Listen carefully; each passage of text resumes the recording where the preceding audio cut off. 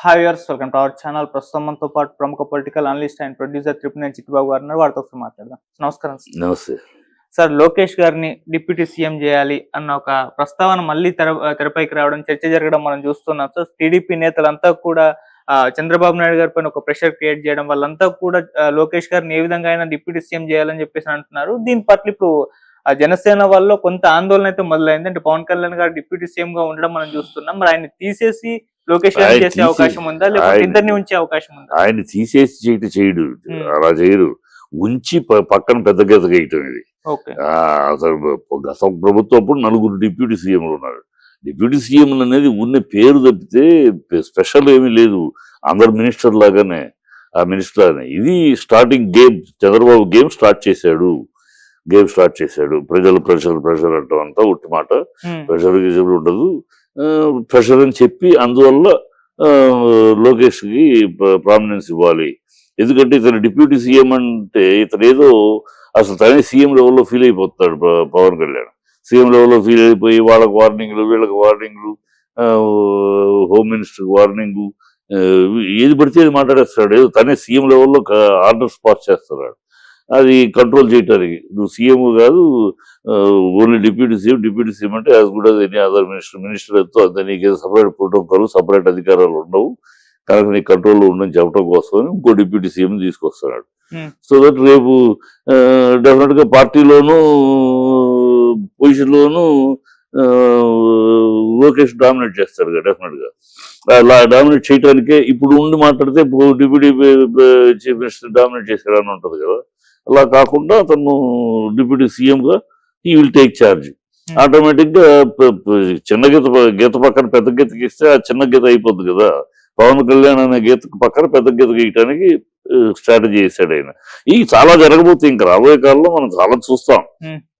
చంద్రబాబు డ్రామాలు, చంద్రబాబు ఎట్లా పవన్ కళ్యాణ్ ఒక్క చూస్తాడు, పవన్ కళ్యాణ్ ఎట్లా బ్యాలెన్స్ తప్పి మాట్లాడతాడు, ఆ బ్యాలెన్స్ తప్పి మాట్లాడిన తర్వాత దాన్ని ఎట్లా అడ్వాంటేజ్ తీసుకుని చంద్రబాబు గేమ్ ఆడతాడు. ఇవన్నీ ఉన్నాయి. ఎందుకంటే రాబోయే ఎన్నికలు వచ్చేటప్పటికి 2027 వస్తాయా 2029 వస్తాయో తెలియదు. వచ్చే నాటికి తన స్థానంలో తన కొడుకు కూర్చోవాలి, కానీ పవన్ కళ్యాణ్ కూర్చుంటే ఎలాగే చేస్తాడు ఆయన కదా.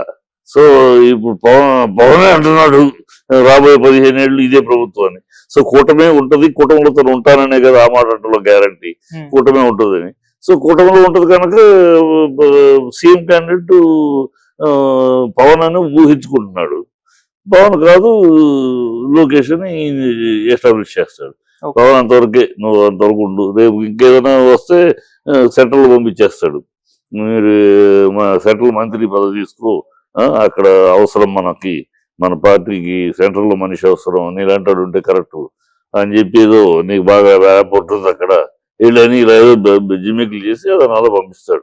జరగబోయేది అదే. రాబోయే కాలంలో ఇంకా చాలా ఇదే ఉంది. ఇది ఫస్ట్ స్టెప్పే. చంద్రబాబు తీసుకున్న డ్రామా స్టెప్స్ లో ఇది ఫస్ట్ స్టెప్. రాజకీయాలు లాగే ఉంటాయి.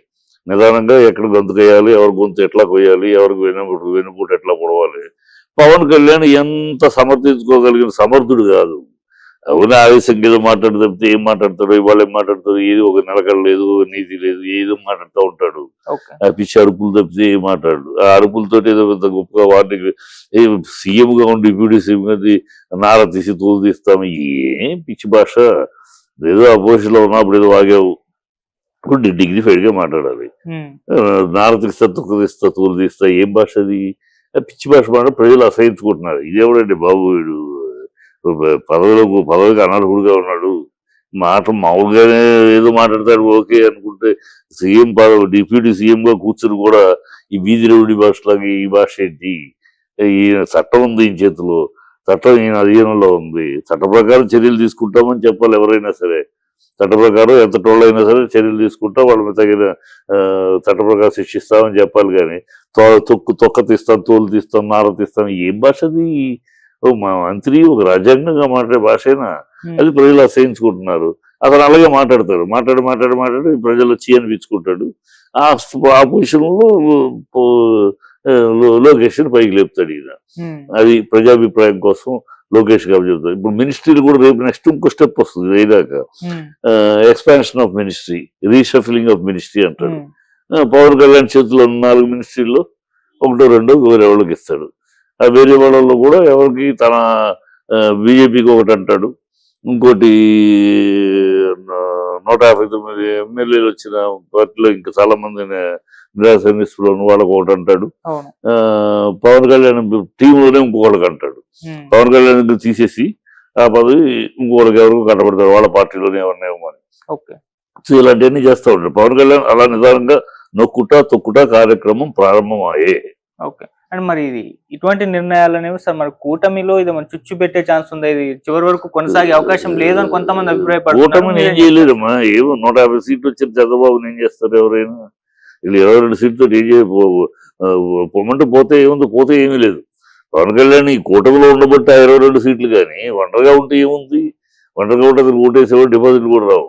కూటమిలో ఉండబట్టి ఆ ఓట్లన్నీ ఇటు బీజేపీ ఓట్లు అవ్వచ్చు, తెలుగుదేశం ఓట్లన్నీ ఇటు అయ్యేటప్పటికి ఆ జనసేన అన్ని కలిపి మెజారిటీ వచ్చింది. కానీ లేకపోతే ఉంది పడే 2 ఓట్లు 3 ఓట్లు చెప్తే ఎవడు వేడిగా ఆ భాషకి అతని అబద్ధాలకి ఎన్ని క్షమాపణలు చెప్పాలండి? ఈ సంవత్సరం లోపు ఆయన ఎన్ని క్షమాపణలు చెప్పాలి? 32,000 అమ్మాయిలు మిస్ అయిపోయారు, వాళ్ళు వ్యభిచార గృహాలకు అమ్మేశారు అన్నమాట పచ్చి అబద్ధం. ఆఫీసులో చెప్పాడు అనేది పచ్చి అబద్ధం అని కోర్టులో పార్లమెంట్లో తేలిన తర్వాత దానికి క్షమాపణ చెప్పాలి. మనకి స్పెషల్ స్టేటస్ ఇవ్వలేదు, కేంద్రం రాష్ట్రానికి ద్రోహం చేసింది, బీజేపీ పరమ ద్రోహం చేసింది, బీజేపీ పాచిపోయిన లడ్డూలు ఇచ్చింది అని బీజేపీతో జనంలో జత కట్టడం అని చెప్పి ఇవాళ ఆ స్పెషల్ స్టేటస్ గురించి నోరు ఇప్పుడు బీజేపీ గొప్ప బాహా ఓహో అంటాడు. సో ఎందుకు స్పెషల్ స్టేటస్ మాట్లాడలేదు, నోరు ఇప్పట్లేదు, దానికి క్షమాపణ చెప్పాలి. మొన్న ఫంక్షన్ లో బైకుల్లో ఎలాంటి రెచ్చిపోండి, మీరు హీరోలు అవి చేయండి ఈ చేయండి అని రెచ్చగొడితే వాళ్ళు అలాగే విన్యాసాలు చేసి చచ్చిపోయారు, దానికి క్షమాపణ చెప్పాలి. ఎన్నిటికి ఆయన క్షమాపణ చెప్పాల్సి చాలా ఉన్నాయి. ఇతరులను క్షమాపణ చెప్పాలి, తన క్షమాపణ చెప్పాల్సి చాలా ఉన్నాయి. వైజాగ్ స్టీల్ ప్లాంట్ విషయంలో క్షమాపణ చెప్పాలి. సూపర్ 6 లో దగ్గరుండి కూటమి ప్రభుత్వం రాగానే అది ఇస్తాం ఇది ఇస్తామని చెప్పావు నువ్వు, చంద్రబాబు జట్టు కాదు నీ నోటితో నువ్వు చెప్పావు, అది ఒక్కటి జరగట్లేదు, దానికి క్షమాపణ చెప్పాలి. అనుకోకుండా చెప్పాము, ఇప్పుడు వనరులు లేవు, క్షమించండి, క్షమాపణ చెప్పాలి. ఇవన్నీ అతను క్షమాపణ చెప్పాల్సిన పరిస్థితి రోజు రోజుకి పెరుగుతున్న లిస్టు. ఇప్పుడు 4-5 ఉంటే ఇంకా రాబోయే కాలంలో ఇంకా క్షమాపణ చెప్పాల్సిన పరిస్థితి చాలా ఉంటాయి. అది ఇంకెవరినో క్షమాపణ చెప్పని ఈయన పెద్ద హుకుములు జారీ చేయటం కన్నా ఈయన ముందు క్షమాపణ చెప్పాలి. అది పరిస్థితి ఉంది కనుక ప్రజలు కూడా అంగీకరిస్తారు. పవన్ కళ్యాణ్ తగ్గిస్తులో ప్రజలు ఎవరు ఇబ్బంది పడరు, ప్రజలు అదేంటి అని అనరు. ఏమో అంతే చాలు ఇదే ఎక్కువ అనే ఫీల్ అవుతున్నారు. ఈ పదవి ఎక్కువ, ఇతనికి ఇదే ఎక్కువ. ఆఫీసర్స్ ఈయన ఇంగ్లీషు ఆఫీసర్స్ డీటెయిల్ చెప్తా అంటే నాకు అవన్నీ చెప్పొద్దు నాకు అర్థం కాదు అనేస్తున్నాడు. ఇంకా ఆఫీసర్స్ అందరూ ఇబ్బంది పడుతున్నారు, ఇతనికి ఏం చెప్పినా అర్థం కావట్లేదు. అతనేదో స్లోగన్ గా మాట్లాడటం తప్పితే విషయ పరిజ్ఞానంతో మాట్లాడటం, అదేదో చెప్పినా కూడా అర్థం కావట్లేదు. ఆయన అది ఆఫీసర్స్ అందరూ నెత్తినోరు బాదుకుంటున్నారు. సో ఎవరు ఫీల్ అవ్వరు, సరే ఇతని సార్లు ఇదే ఎక్కువ, ఇచ్చిన వాళ్ళు తగ్గిస్తే నష్టం లేదని తప్పితే అయ్యో పవన్ పాపం అనే బాధ లేదు, ఉండదు సీన్లు.